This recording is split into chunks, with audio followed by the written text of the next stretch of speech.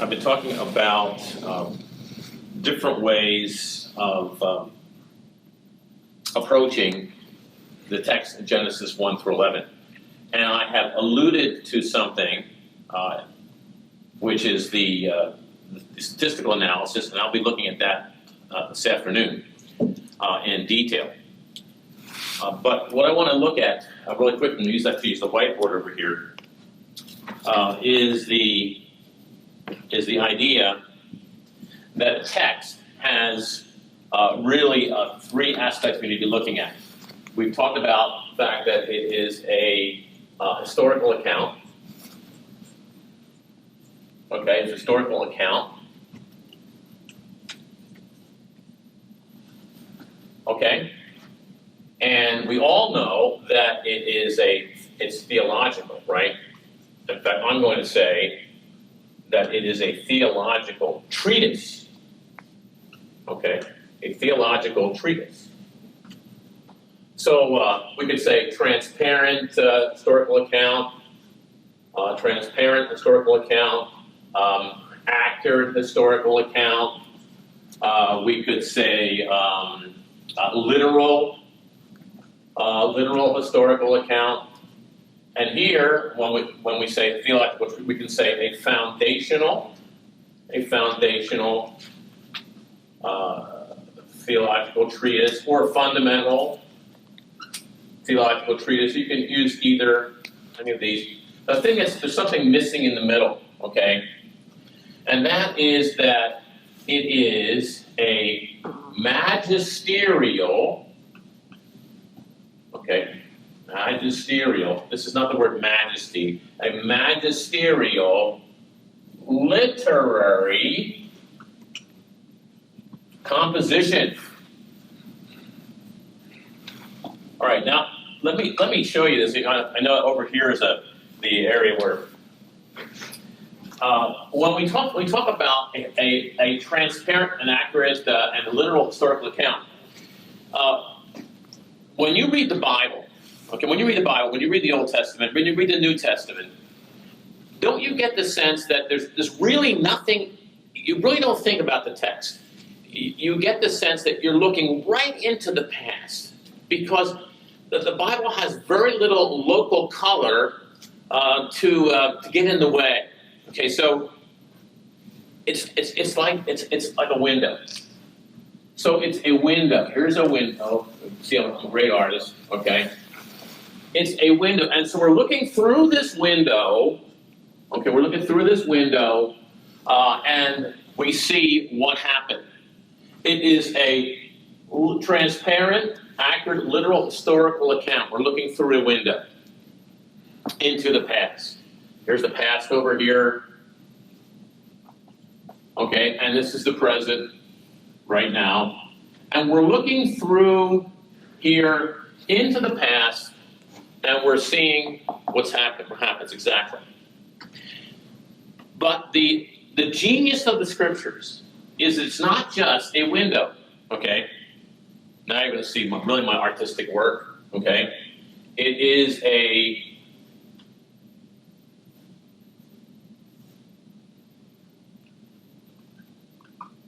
that's supposed to be a computer keyboard, okay? Okay, it is a computer, okay? It's a computer. It is processing this information about the past, this very clear information, and is presented in such a way. It is as I said, it's an image processor, and the result of that, because it's processing it in a certain way, that's where the theology comes out really clearly. And when you see the literary structure, okay, and its literary composition, then you start to see the theology coming out. Now, there's obvious theology. I mean, if you look at Genesis 1 through 3, God is creator, okay? And that he created in 6 days. Those things are all very obvious. But if you look carefully at the text, we see a lot more. And that's what I want to kind of bring out today and talk to you by looking at the literary structure of Genesis 1:1 through 2:3 we're going to be focusing on, we can see what Moses is trying to tell us, okay? What he's trying to say in a remarkable way, okay? It's a remarkable text, absolutely remarkable text, and I know that I suspect that when Doug handles this, it will be a different thing. And one of the things is I had a colleague at the Master's College, John Hotchkiss, who talked about that the text is so full. He called it it's patient. It's so full. It has so much to it that we can look at it. We can look at it from so many different angles, from so many different perspectives.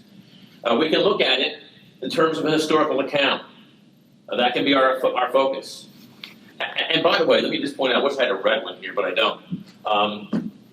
The neat thing is that these three things, historical account, literary composition, and theological treatise, okay, they do not contradict one another.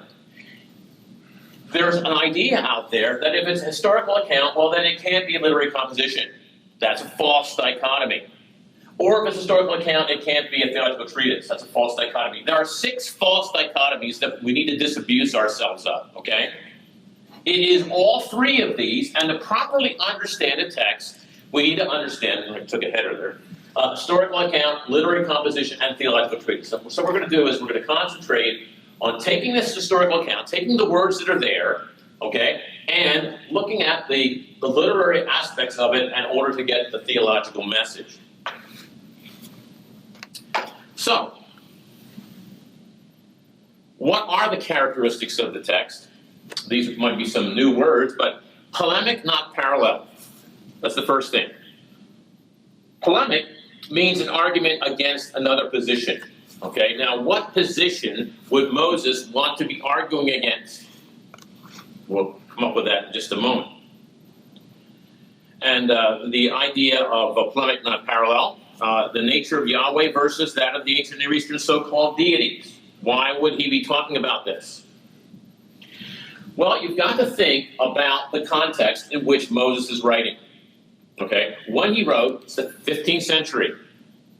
Israel, when he actually delivers Genesis to them, is on the banks of the Jordan, just about to go in and invade the land of Canaan, to take the land which God had promised to Abraham, Isaac, and Jacob, take it back from the Canaanites who have been there all these hundreds of years.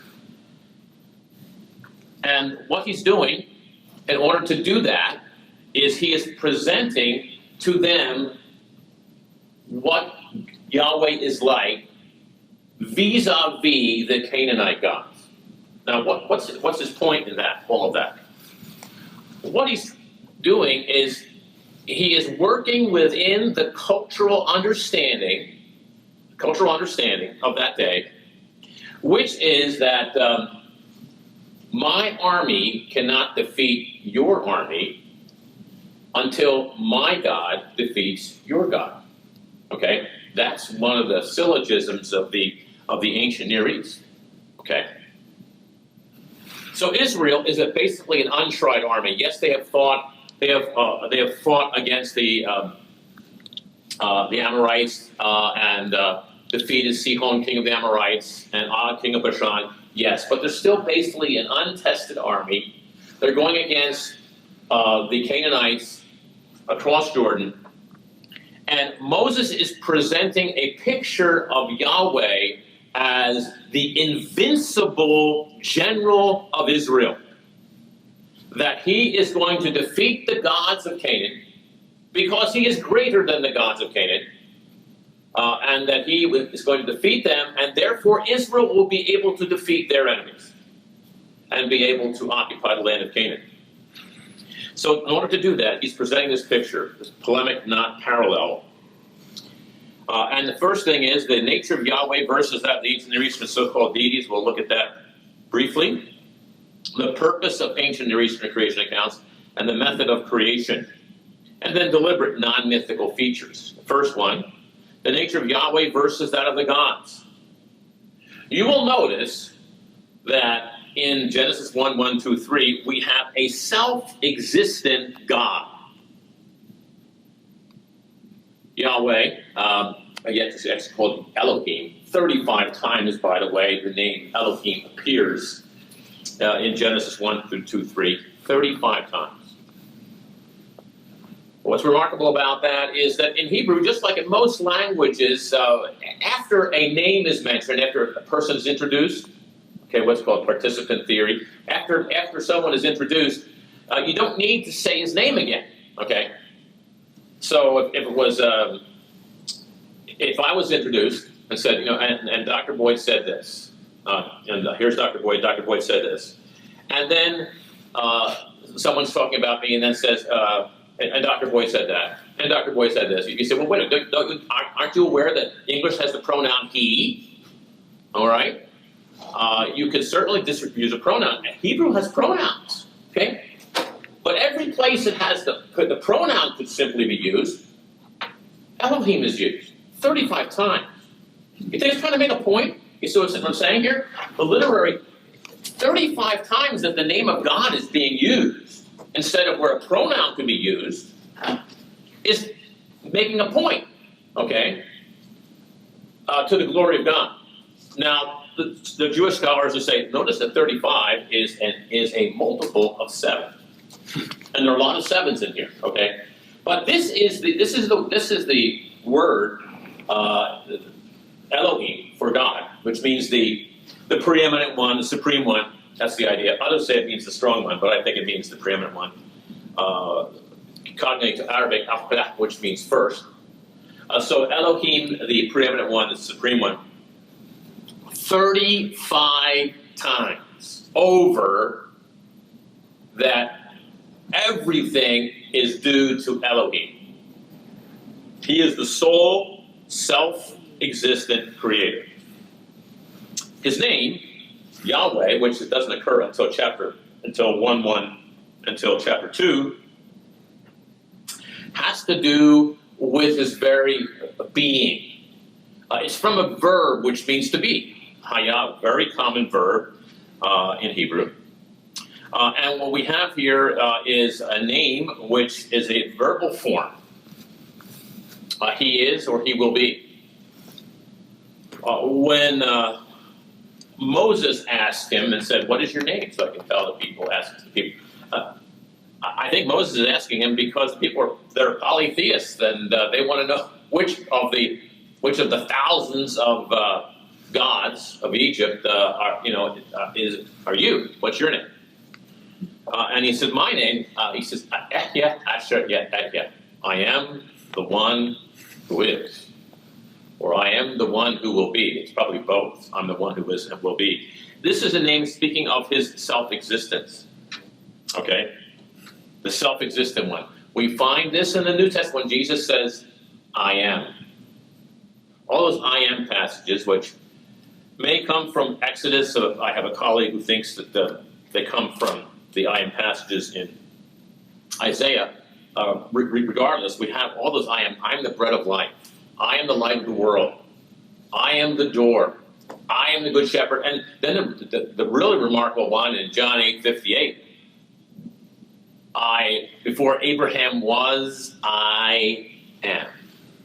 That is the self-existent name. Or when they came to arrest Jesus at the Garden of Gethsemane, and the disciples are behind him. And he steps out and to this crowd carrying clubs and swords and torches. He says, whom do you see? Jesus of Nazareth. And he says, I am. And they fall back. They fall back. Because he spoke. He spoke the name, I am. Ehya. Asher Ehya. The self-existent one. And then they get to their feet and they pick up their swords and their torches and their clubs and Jesus says, whom do you see? And they said, Jesus of Nazareth. And he says, I told you I'm he. And then he allows them to arrest him. but the self-existent one. But what about the gods on the other side? Okay, the ancient Near Eastern deities. And Moses listeners and readers would have known this. Those gods are born from eternal matter, or born from one another. The whole issue in the ancient Near East about the gods is what they want to know is, where do they come from? Where do all these gods come from? It's called theogony, the origin of the gods. But they believe that they're born from eternal matter, or they're born from other gods, but they're certainly not self-existent. And this would also include all the Canaanite gods. They're born from eternal matter, or they are the sons of other gods. But Moses is saying, our God is self-existent.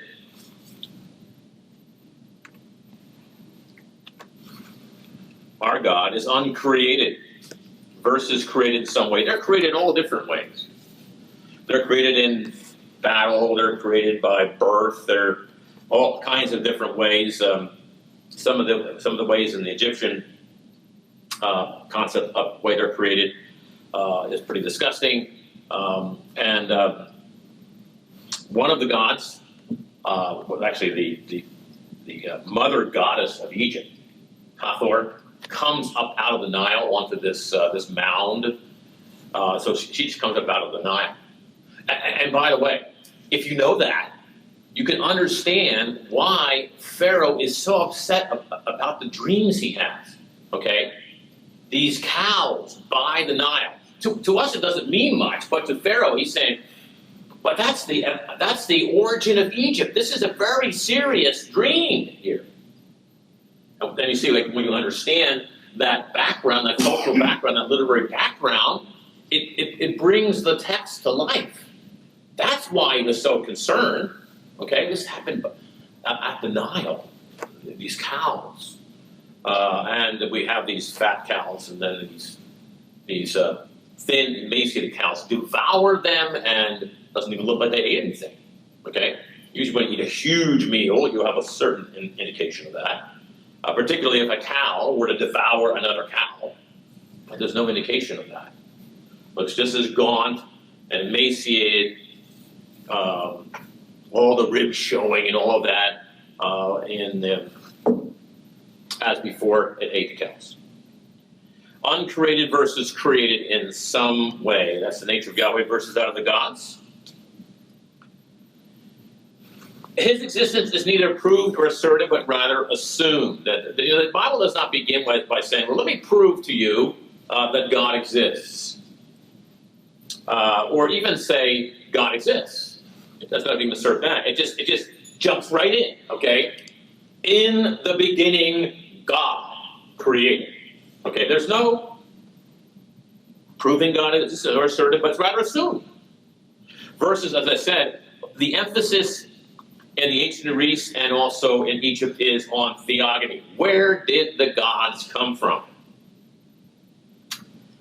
So as Moses is presenting this information about God, you can see it's building the case that Yahweh is going to be an invincible warrior fighting for Israel against these other very inferior gods of the Canaanites. Now, this is a rather interesting point. He is apart from his creation. Okay? Versus, what are the gods? Some would dispute this, but basically deified natural forces. There's Enlil. He's the god of the wind. Anu, the god of the sky. The same thing with the Egyptian pantheon. Ptah, the god of the sky. Various different deified natural forces. But what is our God? Moses is saying he is not a part from his creation. He is apart from his creation. He stands apart, and then he created. And that's a concept that just blows the minds of in the ancient Near East and Egypt. Apart from his creation versus deified natural forces. Enki, both the Sumerian god and an Akkadian god. He's the god of the fresh water, of the, and therefore he's also connected with wisdom. All these various different gods and goddesses. Now this is very obvious. Do you see any opposition to God's efforts to create in Genesis 1:1-2-3? You can say something, I don't be the one that's talking here. Is there any opposition to what God is doing at all? No. There's no opposition. Unopposed sovereign creator versus a battle among the gods. The famous battles, the famous battle is in Enuma Elish. And Tiamat and her cohort, Kengu, kill the old gods. And they're going to take over. And so another group of gods, they come to another god. You can notice how many gods are involved here, okay? They come to him by the name of Marduk, who is the national god of Babylon. And we'll talk about the significance of that in a moment. And Marduk, and they say, Marduk, can you do something here about this? Tiamat, she is this monster goddess that is going to devour whoever she wants to devour. We don't seem to be able to stop her, but we have to. Can you fight her? Can you battle her? And Marduk says, yeah, I'm going to do this. I will battle her, and I am going to use magic. I can control the elements. I can speak the words, and I can control the wind by my words, and things like that. So what does Marduk do? Marduk enrages Tiamat and gets her to open her mouth wide to devour him, because she's huge, okay? And he pronounces the words, and the winds come, and they fill her up, and she blows up. She's filled with winds coming from all the directions. She blows up. He's defeated her. And Kengu as well. And what does he do next? He takes the carcass of Tiamat and arches it up and makes the universe. That's the picture from the Enuma Elish. That's obviously very far away from what we find in Genesis. But my point is that we have an unopposed sovereign creator in Genesis versus a battle among the gods. A battle. There's no battle. There is no. God doesn't have to defeat anyone. There is no other God. In fact, that's what it's saying here. There is no other God that he has to defeat. He doesn't have to ask permission to create or to defeat someone to create. He just does what he wants, according to his will. Unopposed sovereign creator. The purposes of ancient Near Eastern creation accounts. The main purpose is theogony. They want to try to understand where do their gods come from. But then also there's an aspect of an explanation. What is the idea of the explanation? Well, it is that how is it possible that Babylon, who wasn't a big deal, okay, all of a sudden now is one of the dominant kingdoms in the ancient Near East. So and this comes out of, the Enuma Elish comes out of the first Babylonian Empire, okay? Not the Neo-Babylonian of Nebuchadnezzar, but earlier, 1,000 years earlier or so, okay? So how do we explain that? And so the idea here is, well, it turns out that the god of Babylon, who, by the way, who do you think the god of Babylon is? Marduk, okay? Marduk. Marduk, who is Amar Utu, it means the bull calf of the sun god. Okay, actually, it turns out that this relatively unknown god of Babylon is actually the son of the sun god. He's a very significant god, and he is the one who defeated Tiamat, and that's actually the creator. So that does make sense then how Babylon could gain hegemony in the ancient world. And of course, this story was concocted in order to explain how it's possible that Babylon gained power was because the god of Babylon, Marduk, is actually the one who defeated this great sea monster, Tiamat. And so naturally, of course, what is this? This is propaganda, isn't it? The purpose of it, this is a propaganda piece. Babylon the Great. By the way, the Babylonians didn't like their name connected with the Tower of Babel, that whole idea of confusion and all that. They didn't like that. So what they said was, well, Babil, if you divide it a different way, you can divide it, obviously, you can say Ba and Bil, okay, Babil, which is actually the way it is. Or you could divide it this way, Bob, Il. Oh, yeah. Well, they like that one better. This has to do with confusion and all of that. But Bob is the word for gate, and Il is the word for God. So then they went even further and said, in the Sumerian days, which preceded us, we were known as Ka-Dingar-Ra. That's Sumerian, Ka-Dingar-Ra. The Ka-Dingar-Ra. Ka is exactly the same as Bob. It means gate, okay? And Dingar, that's God.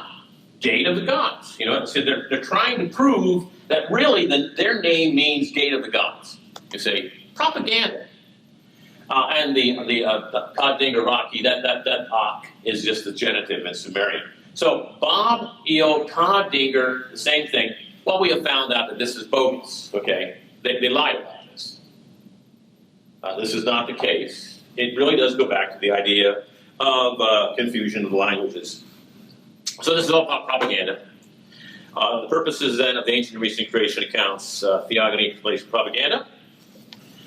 They actually use it in their liturgy. They use these ideas and the enthronement of the gods and so forth were all involved. The enthronement of Marduk in the Kitu festival in Babylon every once in a while, not every year, but very often, showing that Babylon was indeed this great nation because they had this great god Marduk. Very little in the ancient Near East actually concerned cosmogony, okay, the origin of the cosmos. Their main concern is the origin of the gods, not the cosmos. So they're pretty far away here, at least in this account, this is Numa Elish. There are other places where they do talk about the stars, okay? There's a whole book, I don't have it with me, we do have it, but the Babylonians and the Sumerians were very much interested in the stars, and if you want, my assistant wants to come up and I can show you this book. Okay, thank you, assistant. My wife. Poetic astronomy in the ancient Near East. I'm just saying that there is a lot having to do with astronomy and cosmogony in the ancient Near East, but not so much from the Numa Elish, or even Hypercossus, certainly not. So the theogony is the main thing. But let's move on. How about the method of creation? Yahweh creates by fiat, unopposed action. That means God spoke things into existence or did things according to his will and without any opposition. In the ancient Near Eastern texts, the gods, there's birth, there's battle, there's magic, and there's also some action. So the method of creation is totally different. We find in Psalm 33:8, God spoke and it was, okay? Now, that's not the way it is in the ancient Near East. There's birth, battle, magic, and action. Yahweh, although the verb bara, to translated create, does not in itself mean from nothing, okay? Ex nihilo creation. By its usage, however, it does suggest ex nihilo. Yahweh uses no pre-existent matter to create the universe, whereas the gods use eternal matter from vanquished foes. In the case of Kangu, Kangu is going to be the one who's going to be Marduk's going to take Kangu and make man from his guts. So eternal matter, vanquished foes. I'm not going to get getting into the philosophy the way that Kurt Wise did yesterday, but when you really think about it, there's only three possibilities, and one of them is ludicrous. The first ludicrous possibility is that everything came from nothing. Okay? But that's ludicrous because nothing has no power to produce anything. Therefore, nothing can come from nothing. So to say that everything comes from nothing is deranged, it's crazy. Okay? Then so that leaves you with two possibilities. Okay? That everything has always been here. Eternal matter. Now, physics has a problem with that. There's the law of thermodynamics and so forth, the second law of thermodynamics, that everything is kind of is winding down, and that given enough time, there's not going to be any energy to do anything. So if it's always been here, that means it has no energy, it couldn't do anything. Therefore, the idea of eternal matter seems to run into a roadblock in modern physics. The third possibility, we're left with only one possibility then. If it's the case that the idea that everything comes from nothing is ludicrous and insane, and that eternal matter doesn't work, then we're left with eternal God. Okay, eternal God. And so it's either eternal matter or eternal God. Ancient Near East, eternal matter. They thought that matter actually had some innate power to it. Remember, Marduk unlocks the power of this eternal matter because he has the right words to say. He's a magician. That's not the case in Scripture. No pre-existent matter. God speaks things into existence. So when he says, Yehi or, okay, Genesis 1:3, Yehi or, let light be. Then it says, Vayhi or, so light was. Okay, there's no there in the Hebrew. Okay, it just simply says, let light be. When God speaks, when he speaks his words, things come into existence. When we speak, things don't come into existence. You know, I could say, let coffee be. Let coffee be. Not happening, right? I'm not getting a cup of coffee here. All right? This does not happen. But when God says, let light be, light comes into existence. No pre-existent matter. The gods create from eternal matter and from vanquished foes. See, the picture he's presenting here is a totally inferior pantheon. These gods they're weak. They can't compare to Yahweh. So when Yahweh comes against them, they're defeated. They're going to be defeated, and Israel's going to be victorious. How does God create? In a sequence of days. There is no analogy to this in the ancient Near East, the idea of creation in a sequence of days. This is unique to the Bible. Another thing I want to point out here is that there's a progression towards the creation of man. Remember how yesterday, and I kept on thinking this when Kurt Wise was speaking, I don't know if you were there for that, and he said, it seems things fit together. Man fits together with the world, with creation. How does that fit together? It's because the universe, and this is a mind-blowing concept, but the universe was created for us. Okay? When you look at Genesis 1:9, Genesis 1:9, most people mistranslate that. They'll translate it and they'll say, let the waters gather into one place and let the dry land appear. They translate the second one as if it's a jussive. In Hebrew, when we have a jussive followed by a vav plus yiktol, the vav plus yiktol is talking about purpose or result. And so what way should be translated is, let the waters which are under heavens gather into one place in order that, or so that, the dry land will appear. That is not just a subtle point that I'm making here. Okay? The idea here is that what we have is purpose. The reason why the dry land might appear. Well, man doesn't live in the ocean. He lives on dry land. God is preparing a place for man to live,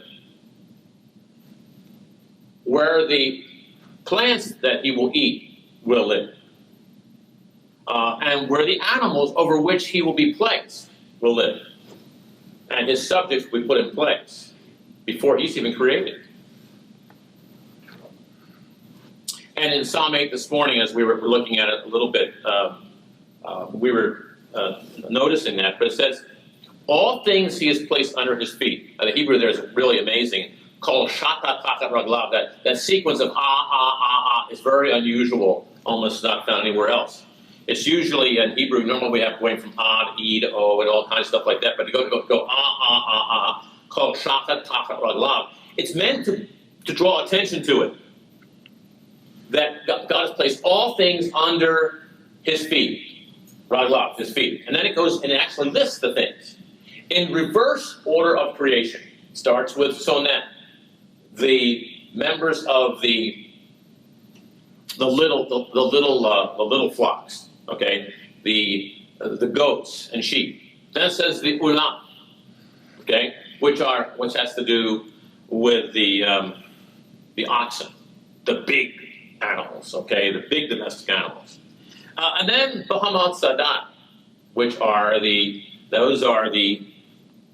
animals, probably the wild animals. And then Tzipor Shemayim, we'll keep it going further and further out. Now God's put the birds, Tzipor Shemayim, the birds, the Tzipor of the sky are under our feet. And even more, he says, Udgei Hayam Over Ochot Yamim, okay? And the fish are put under our feet. That are way out there in the sea, those are under our feet. God purposefully created the earth. The animals of the earth, we were meant to rule over them. The earth was created for man. So there's a progression here toward the creation of man. Okay? In the ancient Near East, obviously the creation of man is an afterthought. You know why man was created in Elish? He was created because the gods were hungry. What kind of gods are these? They're hungry. Can't they feed themselves? Can't they go out and kill an animal or something and eat it?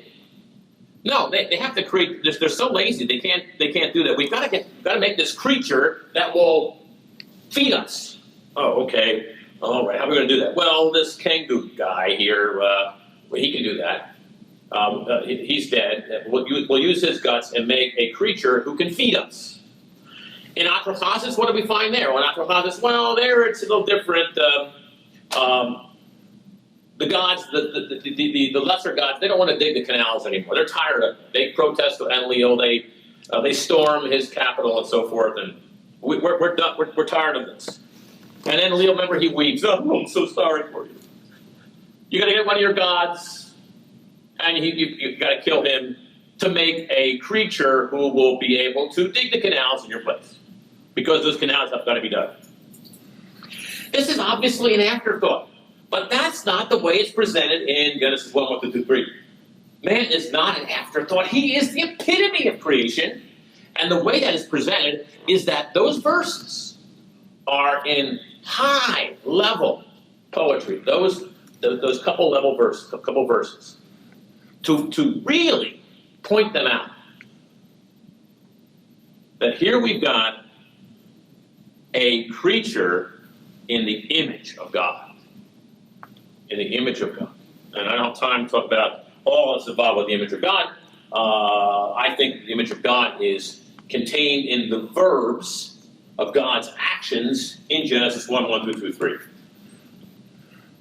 And we'll talk about that some other time. But the creation of man is an afterthought. By the way, there is an afterthought in Genesis 1, 1, 2 through 3. It's the creation of the stars. In the Hebrew, after it says God made the sun and the moon, at the very end of the clause it says, oh, and by the way, the stars. That's where the afterthought. The vast cosmos, the stars, the Milky Way, all of that, that's an afterthought. But man is the pinnacle of creation. This is all from looking carefully at the text.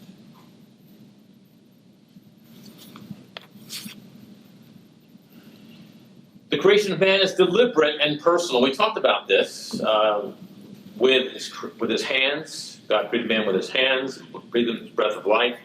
Here, the victorious gods, create man from the entrails of a vanquished foe, not because they need someone to feed them. Whatever. All right. There are a number of non-mythical features which are obvious. Now, why would Moses want to bring that out? Well, because the other ones, well, we saw yesterday, Atrahasis and Enuma Elish, they are highly mythical. Whereas this text, as Spicer pointed out, as Levinson pointed out, as Sarna pointed out, is about as far from mythical as you can get. What do we find in the mythical text? Well, we always find competing deities. They're struggling and fighting and battling. And even marrying and having children, all kinds of weird stuff that they do, but there's a complete lack of competing deities or struggles in the account.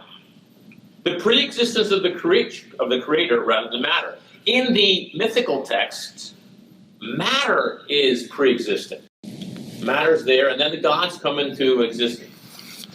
The meaning of bara, as I already told you, bara, which is the word for create, by its usage, indicates that God does not create from any pre-existent matter. And its selective use. This is rather interesting. Where is bara used? There's another word that's used in Hebrew, to make. It's a very common word, asa.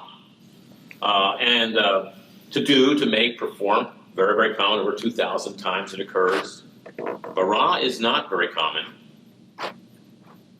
Bara, I believe, is selectively used to point to certain things in this narrative. Bara occurs at the very beginning, okay? Bereshit bara Elohim et hashamayim ve'et ha'aretz. In beginning, God created. Elohim created. He is the creator, not these other gods. And that sentence by itself, in the beginning, God created heaven and earth, I believe, and there are those who disagree, I understand that, but I think this is an introductory encapsulation for the entire chapter. And saying, God created the universe, and now we're going to give you the details of how he did it. The selective use of bara. The second place where we find bara used, it's interesting, We find bara used in verse 21, having to do with the creation of the Taninim. Who are those guys? They're great sea monsters. Remember, in the ancient Near Eastern text, who were the enemies of the gods? Oh, these great sea monsters. And what it's saying is, Moses is saying to his people, he's saying, there are those great sea monsters out there, but God created them. They're no adversary of God. They can't oppose him. They can't do anything to hurt you. God created them. And what he's saying is, God created the Tiamat-like creatures. Right? In fact, very specifically, the mention in Genesis 1:2 of Tehom, which means ocean. Can you hear the similarity between Tehom and Tiamat? It has the T sound in it. It has the M sound in it. Okay?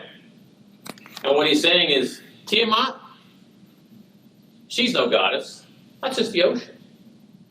So very specific, non-mythical features, showing that this is not a mythical text. This is very different from the ancient Near East. Polemic, not parallel. Again, something I want to emphasize here, this idea of polemic, not parallel. Okay? A lot of biblical scholars focus in on the parallel. Okay, they'll say, you look at Numa Elish, you look at Iphorchasis, okay, and you see and Gilgamesh epic, you see so many similarities to the Bible, and they focus in on the parallel. I submit that's wrong-headed. Now the parallels are definitely there. I'm not denying that. But what's wrong-headed is, what would the readers in the 15th century, remember we have to consider the readers. Remember Moses looks at the event and then considers his readers to produce his text. What would be the perspective of the readers? What would they notice? Would they notice the parallels? I mean, they're familiar with these stories. What would stand out to them would be the differences. And let me just kind of paint a real quick picture of this. Imagine this facility right here, okay? And suppose all these walls were painted white, okay? But there's one room, okay, 121, this room, okay, in which there was a big black dot on the wall, that wall over there, okay? And it says someone would walk in and what do you think that they would notice after walking through all the rooms? They would say, all those rooms are white. Well, they might say that, but they would say, there's something really weird in that room 121. There's a big black dot painted on the wall. That's what they would notice. So it's not the parallels, it's the differences, and it's the differences the polemic comes out. And that's presented by the literary composition, the way in which the text unfolds. Now, I can talk about this. In fact, I have a whole presentation on account of the fourth day. I call it the finger painting of God. It's an elaborate palistrophic structure that shows that the sun and the moon, okay, the sun and the moon are not God, but the sun and the moon are creatures. Like something as God has created. Just a couple of points. They're not named. Okay? Name is everything in the ancient Near East. Name is all your attributes. It's your actions. It is your very essence, all put together. By withholding the name. Did Moses not know the name? Well, he uses other places. He certainly knows that the name of the sun is Shemesh. But instead, he uses this unusual term that it is Ma'or, the place of light. What an unusual name. In fact, it is the Hamor HaGadol, the great light holder, or the great place of light. Why call it that? Why withhold the name? Those are the kind of things you should be noticing in biblical studies. Those things which are so different. Why that? And the same thing with the moon. He knows the name of the moon is Yarech. He knows that. or Chodesh, he knows that, but he doesn't use those names. Instead, they call it the little light holder, the little place of light. He withholds those names. In the ancient Near East, the people feared the sun and moon. They thought that they were these judges of the day and night, respectively. And what does Moses say? He says, no. The sun and the moon are created by God. They are created by God to serve man. Man does not serve the sun and the moon. In the ancient Near East, it is human sacrifice to serve that sun and the moon. It's horrible. Usually where the sun is involved as a deity, there's human sacrifice. The sun is a hard taskmaster, and so is the moon.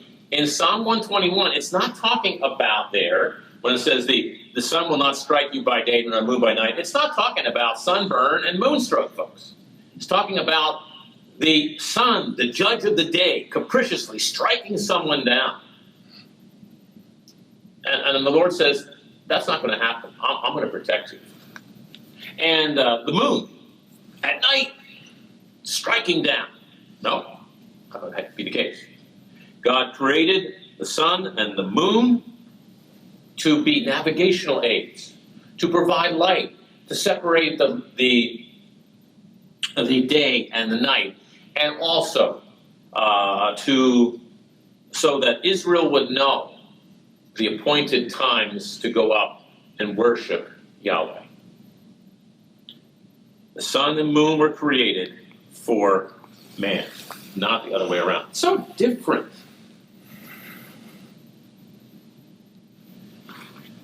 Boy, so the days of the week, our days of the week are named after God. Did you realize that?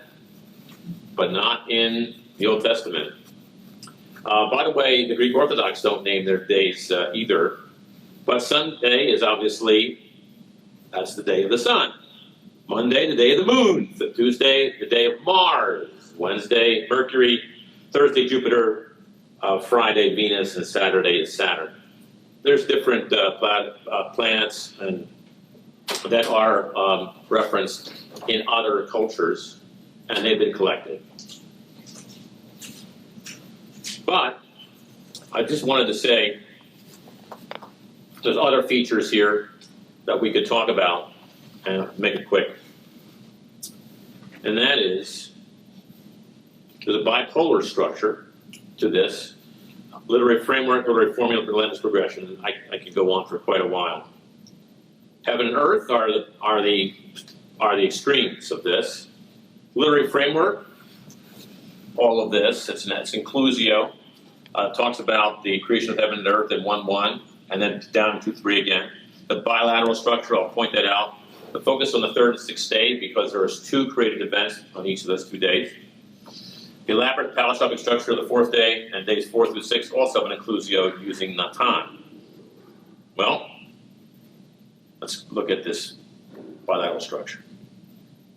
We might have to close with this, but here we have day 1, light. Okay? Days 1, 2, and 3. Days 1, 2, and 3. They are involved with creating the spaces or the objects, and then 4, 5, and 6, those which will utilize those spaces. So day 1, notice the correspondence. Day 1, God creates light. Day 4, the light sources. Okay, and he pronounces them good. Day 2, God created the spheres of the sky and the sea. On day 5, the utilizers of those, the sea creatures and birds. Day 3, the dry land and plants and trees. Day 6, the animals and man. Now, people look at that structure and they say, oh, it's obviously artificial. No. Did you ever look at a rose? I'm sure there's roses out there. You look at a rose. Can something that has a tremendous functional value, which a rose does, can it also be beautiful? Why does something, because it has historical value, historical account, and theological value, why can't it also be beautiful? That's what we find here. We find a beautiful text. Because God is beautiful. It is good because He is good.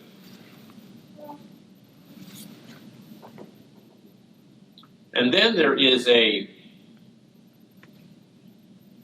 literary formula. This is something else I want to point out. These various different things that are interwoven is absolutely amazing. Impending divine command, God said, occurs 10 times.